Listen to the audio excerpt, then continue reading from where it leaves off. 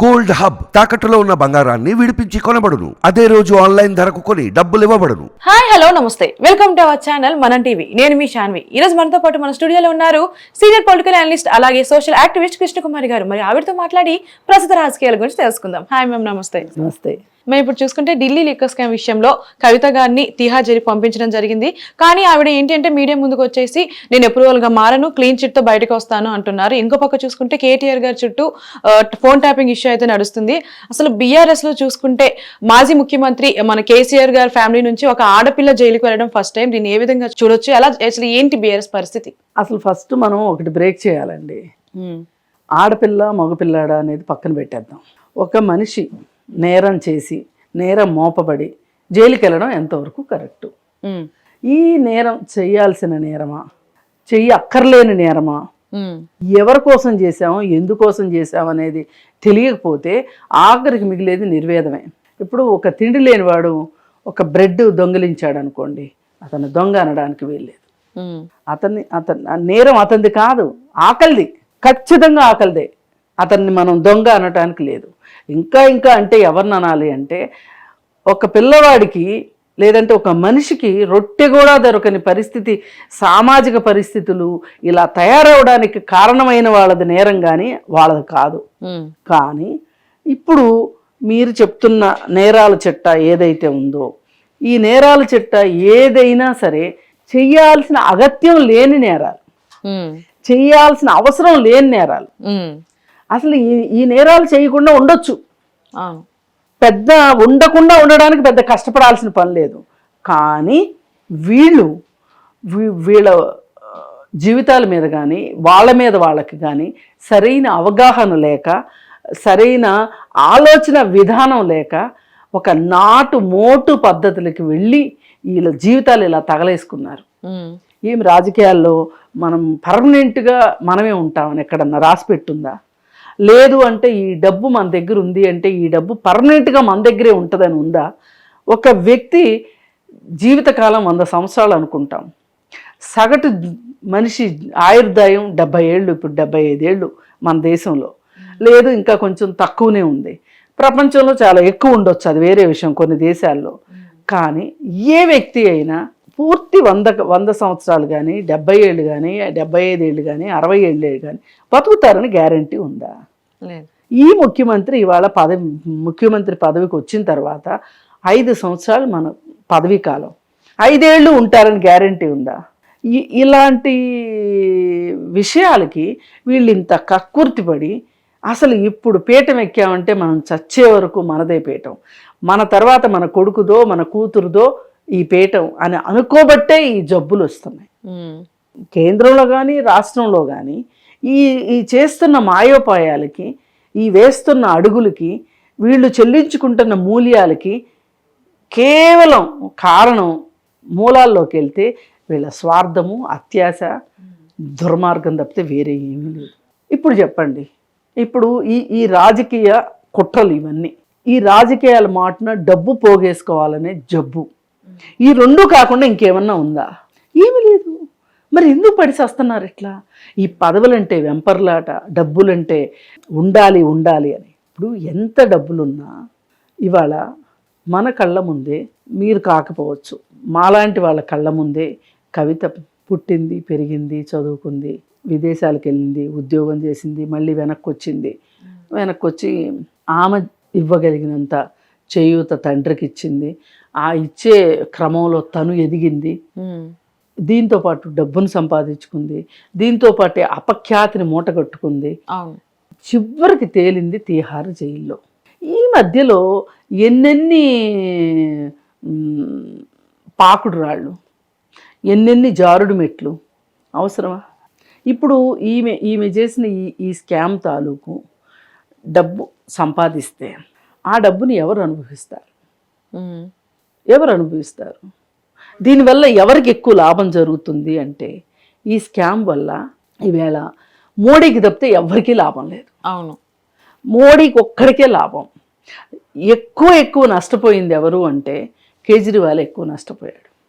వీళ్ళు వేసిన హనీ ట్రాప్లో, వీళ్ళు వేసిన మనీ ట్రాప్లో కేజ్రీవాల్కి పూర్తి భాగస్వామ్యం లేకపోవచ్చు, ప్రత్యక్ష సంబంధం లేకపోవచ్చు, కానీ అతన్నైతే దీంట్లోకి లాగగలిగారు. అవును.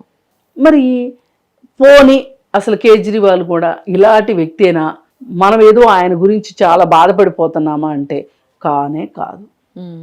కేజ్రీవాల్ జీవితం ఈ రోజుకి తెరిచిన పుస్తకం, ఈ రోజుకి అదే సింపుల్ లివింగు. అప్పుడు ఉద్యమం చేసే రోజుల్లో కావచ్చు, అంతకంటే ఆయన ఉద్యోగంలో ఉన్న రోజుల్లో కావచ్చు, గవర్నమెంట్ క్వార్టర్స్ ఏమైనా ఇస్తే విలాసంగా ఇస్తారేమో కానీ వాళ్ళకంటూ ఉన్న సొంత ఇల్లు 1000 SFT ఫ్లాటే వాళ్ళది. మరి అలాంటి కేజ్రీవాల్ జీవితం ఏమైనా మారిందా? ఈ రోజు A1గా చూపిస్తున్నారు. ఏవన్గా చూపిస్తున్నారు, కానీ ఆయన అవినీతి పరుడు అని చెప్పి చాలామంది అవినీతి పరులు మాట్లాడుతున్నారు. ఇది చాలా బాధాకరమైన విషయం. ఇప్పుడు బీజేపీ క్యాండిడేట్ మాధవీలత ఉంది, ఆమెను చెప్పమనండి వాళ్ళ హాస్పిటల్ ఎందుకు సీజ్ అయిందో, బ్లాక్ లిస్ట్లో ఎందుకు పెట్టారో వాళ్ళ హాస్పిటల్ని చెప్పి కేజ్రీవాల్ గురించి మాట్లాడమనండి. ఎవరైనా సరే నేను డైరెక్ట్గా ఛాలెంజ్ చేస్తున్నా, కేజ్రీవాల్ అనేవాళ్ళు ఎవరైనా సరే మీరెంత శుద్ధపోసులు మీరు నిరూపించుకొని కేజ్రీవాల్ దగ్గరకు రండి. మీకు కేజ్రీవాల్ పేరు కూడా తలిచే అర్హత లేని వాళ్ళు చాలామంది ఇవాళ కేజ్రీవాల్ అని మాట్లాడుతున్నారు. కేజ్రీవాల్కి ఉంటే ఉండొచ్చు, వ్యక్తిగత అహంకారం ఉండొచ్చు, నేనే సూపర్ పవర్ అని అనుకుని ఉండొచ్చు, కానీ అతను తన సొంత అవసరాల కోసం డబ్బులు గడ్డి తినే వ్యక్తి అయితే కాదు. అంతవరకు అయితే మనం గ్యారంటీ ఇవ్వగలం అతని గురించి. అతను చెప్పింది ఏంటి? విద్య, ఆరోగ్యం ప్రభుత్వం బాధ్యత అన్నాడు, చేసి చూపించాడు.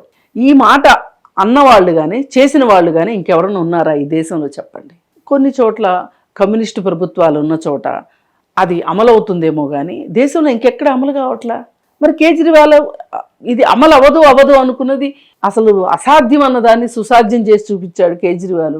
అలాంటి కేజ్రీవాల్ని ఇరికించింది, కేజ్రీవాల్ ఈరోజు అరెస్ట్ కావటానికి కారణమైంది ఈ సౌత్ గ్రూపు అని ఎవరైతే ఉన్నారో, కవిత, శరత్ చంద్రారెడ్డి, మాగుంట రాఘవరెడ్డి, లేకపోతే ఇంకొకరు వీళ్ళందరూ కలిసి వీళ్ళందరూ కేజ్రీవాల్ని ముంచటానికి మనం ఇలా ఉపయోగపడుతున్నామని వీళ్ళకి తెలుసో లేదో తెలియదు, కానీ వీళ్ళు మాత్రం ఉపయోగపడ్డారు. ఇప్పుడు A1గా ఈడీ చూపిస్తుంది కదా కేజ్రీవాల్ని. మరంటే కేజ్రీవాల్ గారు ఈ ఢిల్లీ లిక్కర్ స్కామ్ లో ఎటువంటి ప్రమేయం లేదంటారా, ఎటువంటి తప్పు లేదంటారా? అంటే ఇప్పుడు ఒక స్కామ్ అవ్వడానికి ఒక్కళ్ళతోటి అవ్వదండి. ఇప్పుడు వీళ్ళు ఎట్లయితే సౌత్ గ్రూప్లో ఇంతమంది మెంబర్స్ ఉన్నారో వీళ్ళందరూ అప్రూవర్లుగా మారి, ఇప్పుడు శరత్ చంద్రారెడ్డి 60 కోట్లు ఇచ్చి తను అప్రూవర్గా మారి బెయిల్ తెచ్చుకున్నాడు. మరి ఇదే 60 కోట్లు మనీష్ సిసోడియా ఇవ్వగలడా? ఇస్తే అతనికి కూడా బెయిల్ దొరికేదిగా. మరి దొరకలేదు కదా అతనికి. అంటే ఇప్పుడు డబ్బులు పెట్టి, అంటే వాళ్ళు కేసు వేస్తారు, వీళ్ళు డబ్బులు పెట్టి బయటకు వస్తారు. అంటే డబ్బులు ఇవ్వలేని వాళ్ళు జైల్లోనే ఉండాలా? అంటే ఈ కేసు స్వరూపం గురించి మాట్లాడుతున్నా.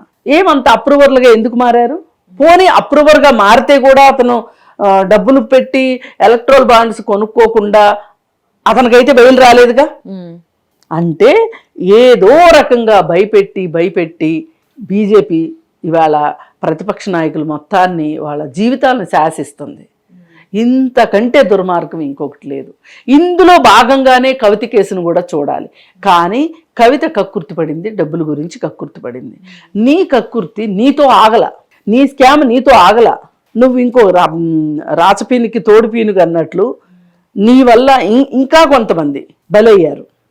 అందుకని చెప్పి ఈరోజు కవిత మొదల నుంచి కూడా, ఇప్పుడు ఒకప్పుడు రాజకీయ నాయకులు తత్వవేత్తల్లాగా ఉండేవాళ్ళు, ఎంతో కొంత తత్వం ఉండేది వాళ్ళ దగ్గర, అందుకే వాళ్ళని రాజనీతిజ్ఞులు అనేవాళ్ళు.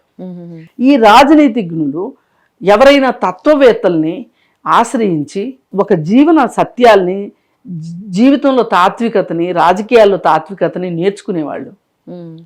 ఇప్పుడు అది లేదు. రాజనీతిజ్ఞులు లేరు, తత్వవేత్తలు లేరు, తత్వాలు లేవు, ఏమి లేవు. ఉన్నది ఒకటే, పదవి, రాజకీయం, డబ్బు. ఇంతకుమించి ఏమీ లేదు. ఒకప్పుడు ఎప్పుడో నా చిన్నప్పుడు కీర్తికాంత కనకం అని చెప్పి ఒక ఆయన సినిమా తీస్తే ఈ రోజుకి నిత్య సత్యంలా ఉంది అది, కీర్తికాంత కనకం అని. ఒక రాజకీయ నాయకుడు ఏం కోరుకుంటున్నాడు? కీర్తిని కోరుకుంటున్నాడు, అమ్మాయిలను కోరుకుంటున్నాడు, డబ్బును కోరుకుంటున్నాడు.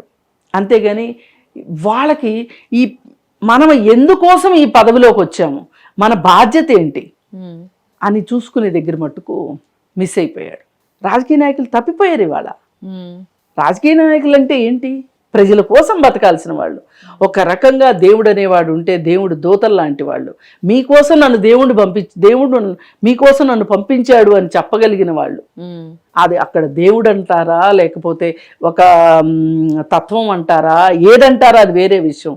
దానికి సంబంధించే నేను వచ్చాను మీకోసం అనే ఒక నమ్మకం కలిగించాలి.